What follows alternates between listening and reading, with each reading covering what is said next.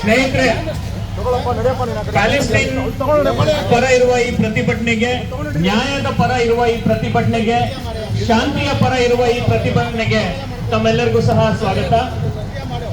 Bangalore for Justice and Peace welcomes everybody who are standing in solidarity with Palestine and standing against the genocide being committed by the imperialist powers of Israel.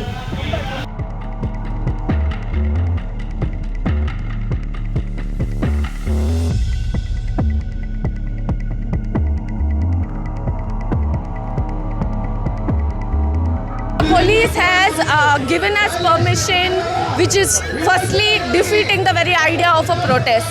Police gave us permission to protest, and then we organized a protest for more than 200-300 people have come. Now the police are giving different rules saying you cannot hold a Palestinian flag. That's why you see many of our volunteers distributing watermelon. Israeli government did the same thing. Israeli government banned the colors of the Palestinian flag. They banned the watermelon, which is a symbol for Palestinian resistance today.